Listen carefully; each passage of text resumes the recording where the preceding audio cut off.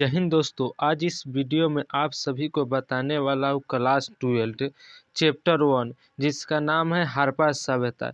इस वीडियो में उनका सब्जेक्टिव और ऑब्जेक्टिव दोनों लगभग क्लियर हो जाएगा। इसमें समरी द्वारा समझाया गया है, यानी कि लाइन बाई लाइन समझाया गया है। आइए बिना देरी किए शुरू करते हैं। तो पहला लाइन कह रहा है, हड़प्पा संस्कृति को सिंधु नदी की घाटी में फैले होने के कारण सिंधु घाटी की सभ्यता भी कहते हैं। यानी कि कहने का इसका मतलब है कि हड़प्पा संस्कृति जो संस्कृति था वो सिंधु नदी के किनारे फैला हुआ है। उसको जो किनारे है उधर फैला हुआ है, जिस कारण से इसको हड़प्पा को सिंधु घाटी के सभ्यता भी कहते हैं। ठीक है, अगला लाइन देखते हैं। लगभग आपको समझ आ रहा होगा। आइए अगला लाइन देखते हैं। अगला लाइन कह रहा है, इस सभ्यता का नामकरण हड़प्पा नामक स्थान जहां पर संस्कृति पहली बार खोजी गई थी के नाम पर किया गया था। यानी कि हड़प्पा सभ्यता नाम कैसे पड़ा? हड़प्पा नाम इसलिए पड़ा क्योंकि सबसे पहले हड़प्पा नामक स्थान पर जो इसका संस्कृति था हड़प्पा सभ्यता के वो खोजा गया था, जिस कारण से इसको नाम हड़प्पा सभ्यता भी कहते हैं। ठीक है, अगला क्वेश्चन देखते हैं। अगला क्वेश्चन कह रहा है, हड़प्पा संस्कृति के दो प्रसिद्ध केंद्र हड़प्पा और मोहनजोदड़ो। यानी कि हड़प्पा संस्कृति यानी हड़प्पा सभ्यता के दो प्रसिद्ध केंद्र है, यानी कि शहर जो कि महत्वपूर्ण था वो है हड़प्पा और मोहनजोदड़ो। यह दोनों महत्वपूर्ण था। ठीक है, चौथा लाइन कह रहा है, हड़प्पा सभ्यता की खोज 1921 और 22 में दयाराम साहनी और रखलदास बनर्जी और सर जॉन मार्शल के नेतृत्व में हुआ। यानी कि इसका कहने का मतलब है हड़प्पा सभ्यता की खोज 21 में पहली खोदाई हुआ था। ठीक है, तो जो 21 में हड़प्पा के खोज हुआ तो उसको किया था दयाराम साहनी ने, और जो 22 में खोजा था रखलदास बनर्जी वो मोहनजोदड़ो को खोजा था। ठीक है, यह सब नेतृत्व किसके नेतृत्व में हो रहा था? तो सर जॉन मार्शल के नेतृत्व में हो रहा था। ठीक है, अब अगला देखते हैं क्वेश्चन। अगला कह रहा है, हड़प्पा का काल विकसित सभ्यता, मतलब हड़प्पा काल की विकसित सभ्यता, यानी कि कई विद्वानों का मानना है कि हड़प्पा सभ्यता विकसित हुआ था 2600 ईसा पूर्व से 1900 ईसा पूर्व के बीच को माना जाता है। 2600 ईसा पूर्व यानी कि ईस्वी नहीं, ईसा पूर्व से और 1900 ईसा पूर्व तक के बीच को माना जाता है। ठीक है, अगला देखते हैं लाइन। अगला लाइन कह रहा है, हड़प्पा सभ्यता की जानकारी का प्रमुख स्रोत, मतलब हड़प्पा सभ्यता की जानकारी हमें कैसे पता चला? तो इसकी खोदाई में मिले इमारतें, मृद भंडार, औजार, आभूषण, मूर्तियाँ, मुहर इत्यादि। यानी कि हमें हड़प्पा सभ्यता के बारे में जानकारी कैसे पता चला? जब खोदाई हुआ तो उसमें इमारत मिला, मृद भंडार मिला, औजार मिला, आभूषण मिला, मूर्तियाँ मिला, मोहर मिले। यही सब के इसी के चलते यह हड़प्पा सभ्यता की हमें जानकारी मिला। ठीक है, अगला कह रहा है, हड़प्पा सभ्यता की विस्तार क्षेत्र, यानी हड़प्पा सभ्यता के विस्तार क्षेत्र कहाँ कहाँ है? तो इसके बारे में देखते हैं। तो हड़प्पा सभ्यता का विस्तार बहुत दूर तक था। अफगानिस्तान, जम्मू, बलूचिस्तान, जो बलूचिस्तान कहाँ भी है? पाकिस्तान में है। गुजरात, राजस्थान, पश्चिम उत्तर प्रदेश, यह सब तरफ फैला हुआ था। कौन? हड़प्पा सभ्यता। यानी कि लगभग 13 लाख वर्ग किलोमीटर में हड़प्पा सभ्यता फैला हुआ है। ठीक है, इसका भी याद रखिएगा। अगला कह रहा है लाइन, इसका प्रमुख स्थल, मतलब इसका जो प्रमुख स्थल बहुत है, लेकिन इसका कुछ मतलब प्रमुख जोना में ज़्यादा इसको प्रयोग किया गया इस बुक में, वो है नागेश्वर, बालाकोट, चनहुद्रू, कोटदीजी, धौलावीरा, लोथल, कालीबंगा, बनावली और राखीगढ़ इत्यादि सब इसका प्रमुख स्थल है, मतलब स्थल केंद्र है। ठीक है, अगला 9वां नंबर कह रहा है यह एक नगरीय सभ्यता थी, यानी कि यह ग्रामीण सभ्यता न थी, यह शहरी सभ्यता थी। नगर मतलब शहर होता है, शहरी सभ्यता थी। इसका सबसे प्रमुख विशेषता इसकी नगर निर्माण योजना था, यानी कि इसका माना जाए तो इसका सबसे प्रमुख विशेषता क्या था, नगर निर्माण योजना, यानी कि शहर के तरह ही था। पहले उतना साल पहले उनके पुराने ज़माने में यह शहर के जैसा था। ठीक है, अब अगला लाइन कह रहा है हड़प्पा सभ्यता की बस्ती या 2 भाग में विभाजित है। जो हड़प्पा सभ्यता के जो बस्ती था ना वो 2 भाग में था विभाजित था। पहला था दुर्गा और दूसरका था निचला शहर। पहला के नाम था दुर्गा, दूसरका के नाम था निचला शहर। ठीक है, आगे देखते हैं। निचला शहर में आवासीय भवनों का उदाहरण प्रस्तुत करता है, यानी कि निचला जो शहर था आवासीय भवन था जो रहने सहने के लिए अति करता था। तथा दुर्गा पर बनी संरचनाओं का प्रयोग सभ्यता विशेष सार्वजनिक परियोजनाओं के लिए किया जाता था, यानी कि जो दुर्गा पर बनी संरचना थे ना, जो चीज़ बने था वो सभी लोगों के लिए बना था। ठीक है, आगे देखते हैं। अगला लाइन कह रहा है हड़प्पा सभ्यता में सड़कों तथा गलियों का एक ग्रिड पद्धति द्वारा बनाया गया था, यानी कि इसका जो सड़क था और गलियां था ना एक बहुत अच्छी ढंग से बनाया गया था। ठीक है, और यह एक दूसरे को समकोण पर करता था। कथी पर करता था, एक दूसरे को समकोण पर करता था। यह हड़प्पा सभ्यता के गलियां और सड़कें। ठीक है, अब अगला लाइन देखते हैं।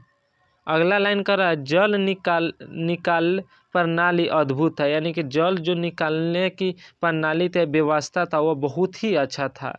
घरों की नालियाँ को गली के नालियों से जोड़ दिया जाता था। जो घर के नाली होता था ना उसको गली से जोड़ देता था, ताकि जो घर में के जो कचरा पानी उनी है ना वो नाली के सहारे बाहर निकले। नालियाँ पक्की ईंटों से बनाई होती थी। जो उसमें नाली था ना वो पक्का ईंटा से बना हुआ था और ढाका भी हुआ था, इसलिए इसे ढाका भी हुआ करता था, जो कि अच्छी व्यवस्था थी। अगला लाइन कह रहा है हड़प्पा सभ्यता में गेहूं, जौ, दाल, सफ़ेद चना तथा तिल जैसे खाद्य पदार्थों का इस्तेमाल का अनुमान है, यानी कि विद्वानों सब अनुमान लगाया है कि हड़प्पा सभ्यता के लोग गेहूं भी उपजाते थे, पशुपालन भी करते थे और जौ, दाल, सफ़ेद चना तथा तिल जैसे खाद्य पदार्थ का इस्तेमाल करते थे, यानी कि इसका जो राख मिला है ना उससे इसका अनुमान लगाया गया है।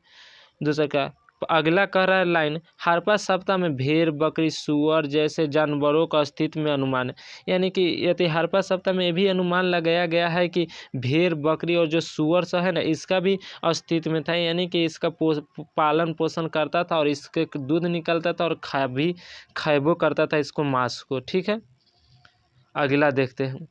अगला कह रहा है लाइन हड़प्पा में पाई जाने वाले लिपियाँ को पढ़ने में विद्वानों अभी तक असमर्थ है, यानी कि जो हड़प्पा में लिपि मिला है यानी सिक्का उस पर लिपि लिखा हुआ है, यानी कि लिखा कुछ मिला है, उसको आज तक कोई भी विद्वान नहीं पढ़ा गया है। इसको जो लिपि थे अलग अलग जगहों पर भेजा गया, अलग अलग देशों में भेजा गया ताकि कोई ना कोई इसको पढ़कर इसका मतलब हमें बता सके, लेकिन इसका आज तक कोई पढ़ नहीं पाया है। ठीक है, अगला देखते। अगला कह रहा है हड़प्पा की लिपि दाएं से बाईं ओर लिखी जाती थी। हड़प्पा की लिपि कैसे होती थी, दाएं से बाएं ओर लिखी जाती थी, माने ऐसे लिखे जाते थे। ठीक है, इसमें चिन्ह की संख्या 350 से 400 के बीच थी, मतलब इसमें चिन्ह थे ना, चिन्ह इसमें कुछ लिखकर वो 375 से लेकर 400 के बीच लिखा मिला है। ठीक है, अगला देखते हैं। अगला लाइन कह रहा है हड़प्पा सभ्यता में बाट का प्रयोग सभ्यता, आभूषण, मनकों तोलने के लिए होता था, यानी कि उसमें बाट होता था जो मतलब कोई वजन वाला चीज़ होता था, उसी को अभी के डेट में जैसे किलो है ना उसी तरह वैसे पहले बाट होता था, उसी को आभूषण, मनके तथा तोलने के लिए इसका प्रयोग किया जाता था। चाटर नामक पत्थर से बनाया जाता था। इसे क्या चीज़ से बनाया जाता था, वह चट नामक पत्थर से बनाया जाता था। बाटों को निचले मानदंड द्विआधारी था।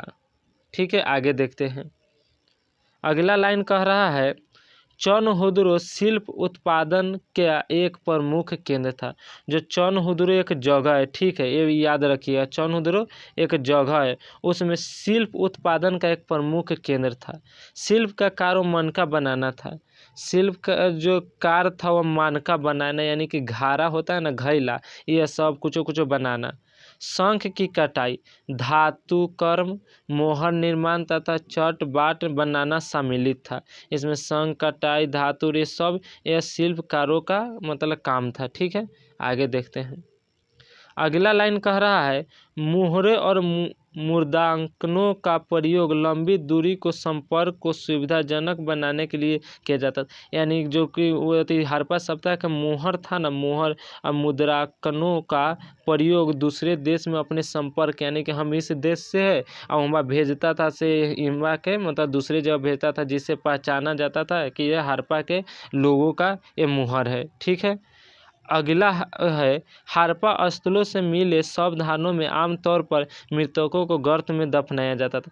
यानी कि हड़प्पा सभ्यता में जो मरल लोगों को सब लाश था ना, वो मृतकों के गर्त में यानी कि धरती के अंदर दफनाया जाता था। ठीक है, अगला लाइन कह रहा है, दफनाया जाता था, गया था। इनके साथ मीट भांड आदि अवशेष मिले हैं, यानी कि इसके साथ सोना चांदी ये सब आर्थिक चीज़ मतलब उसको साथ मिले, बकरी उकरी का भी मिला है, ताकि वो पहले के लोग माना जाता था कि जो आदमी जो चीज़ का पोसा है अगर वो मर गया तो उसी को साथ उसको भी दफना दिया जाता था, ताकि इसका उम्बात जब मरने के बाद भी इसको खा सके। सावधानों का अध्ययन से सामाजिक आर्थिक को विभिन्नता को पता चलता है। जो सावधान था मतलब कि जो मर के जो आती धरती में गाड़ता था, उससे पता है उसको सामाजिक और आर्थिक विभिन्नता के बारे में भी पता चल रहा है। अब कुछ क्वेश्चन आंसर के बारे हम करते हैं, कुछ क्वेश्चन आंसर हम करते हैं। ठीक है, आइए शुरू करते हैं। पहला कह रहा है, हड़प्पा सभ्यता की खोज कब हुई, मतलब जो हड़प्पा सभ्यता था उसकी खोज कब हुई, किन किन विद्वानों के नेतृत्व में खोज हुआ था। यानी कि हड़प्पा सभ्यता की खोज कब हुआ, कौन कौन विद्वान था। इसका खोज 21 से 22 तक माना गया। ठीक है, लेकिन एक्यूरेट अगर माना जाए तो 21 था, लेकिन 21 से 22 तक माना जाता है। ठीक है, इसका खोज दयाराम साहनी, इसका खोज किसने किया था, दयाराम साहनी, रखलदास बनर्जी और सर जॉन मार्शल के नेतृत्व में हुआ था। इसकी खोज किसने किसने किया था, दयाराम साहनी, रखलदास बनर्जी और सर जॉन मार्शल किया था। ठीक है, 1921 में दयाराम साहनी किया था, 22 में रखलदास बनर्जी किया था। रखलदास बनर्जी किया था मोहनजोदड़ो को, और हड़प्पा को किया था दयाराम साहनी। ठीक है, और सर जॉन मार्शल के नेतृत्व में हुआ था, यानी कि इसका देख रेख यह कर रहा था। अगला है, हड़प्पा पूर्व की बस्तियों की क्या विशेषता थी। जो हड़प्पा में पूर्व की बस्ती था उसका क्या काम था, तो संकेत, विशिष्ट मिध भंडार शैली, कृषि और पशुपालन प्रचलन था। जो पूर्वी बस्ती था ना उसमें मिध भांड शैली, कृषि और पशुपालन सब प्रचलन में था। ठीक है, अगला देखते हैं क्वेश्चन, सर जॉन मार्शल कौन था। सर जॉन मार्शल कौन था, यह भारतीय पुरातात्विक सर्वेक्षण विभाग का डायरेक्टर जनरल था। जो सर जॉन मार्शल कौन था, तो भारतीय पुरातत्व सर्वेक्षण विभाग का डायरेक्टर जनरल था। ठीक है, अगला देखते हैं। अगला क्वेश्चन कह रहा है, हड़प्पा लिपि की कोई दो विशेषता बताए। जो हड़प्पा में लिपि था उसका दो गो विशेषता यानी निम्न बात बताओ। तो यह चित्रात्मक लिपि था, यानी कि इस पर चित्र उत्र बना हुआ था। यह दाई से बाई की ओर लिखा जाता था। ठीक है, दाएं से बारों ऐसे लिखा जाता था। ठीक है, ऐसे लिखा जाता था इसका लिपि। अब अगला देखते हैं। अगला 5वां नंबर क्वेश्चन प्रश्न कह रहा है, हड़प्पा वासियों द्वारा सिंचाई के लिए प्रयोग में लाए जाने वाले साधनों का नाम बताएं। यानी कि जो हड़प्पा के लोग था वह सिंचाई खेती बाड़ी करता था तो उसमें पानी कैसे देता था उसको बारे में को नाम बताएं। तो यह तालाब, यानी कि तालाब के जरिए, कुआं खोद कर, नहर द्वारा, यानी कि कोई नदी है उसको अति काट काट कर वो नहर द्वारा भी यह सब सिंचाई करता था। ठीक है, अगला प्रश्न कर रहा है 6ठा नंबर, फाइनेंस क्या है, इससे बनने छोटे पात्रों को कीमतों क्यों माना जाता है। घिसी हुई रेत, रंग तथा चिपचिपे पदार्थ के मिश्रण को पकाकर पात्र बनाया जाता था। कीमत, क्योंकि इन्हें बनाना आसान नहीं था। यानी कि इससे कैसे फाइनेंस को कैसे बनाया जाता था, घिसी हुई रेत मतलब घिसल रेत, रंग तथा चिपचिपे पदार्थ को मिश्रित कर पकाकर पात्र बनाया जाता था, क्योंकि इसका बनाना बहुत मुश्किल था जिस कारण से यह महंगा था, कीमत इसका बहुत ज़्यादा था। ठीक है, आगे देखते हैं। 6ठा नंबर कह रहा है, हड़प्पा सभ्यता किन देशों के साथ व्यापारिक संबंध था, मतलब हड़प्पा सभ्यता के जो था व्यापार कौन कौन देश से करता था, तो है सुमेर ईरान से करता था, इराक से करता था, मिस्र के करता था, और सब देशों से यह हड़प्पा के लोग अति व्यापार करता था। ठीक है, अगला प्रश्न कह रहा है हड़प्पा सभ्यता के निवासी किन देवी देवताओं को पूजा करता था, यानी हड़प्पा के लोग था कौन देवी देवता का पूजा करता था, तो वह करता था अध शिव का करता था, मित देवी पशु का करता था, पक्षी और वृक्ष का भी करता था, यानी कि अध शिव का करता था, मित देवी का भी करता था, पशु का भी करता था, पक्षी और वृक्षों का मतलब पेड़ पौधों का भी करता था। संकेत इसका जो इसका मेन जो जगह है ना वो यह है हड़प्पा, मोहनजोदड़ो, लोथल, धौलावीरा। मोहनजोदड़ो सबसे बड़ा हड़प्पा सभ्यता के सबसे बड़ा शहर है। ठीक है, यह याद रखिएगा। मिलते हैं इसका चैप्टर को पूरा एकदम एनालाइज यानी कि पूरा विस्तार से बताने वाला वीडियो अगले वीडियो में आएगा। अगर यह वीडियो आपको पसंद आए तो लाइक एंड सब्सक्राइब जरूर कीजिएगा। मिलते हैं अगले वीडियो में, और कैसा लगा यह कमेंट में आप ज़रूर बताइएगा। ठीक है, जय हिंद।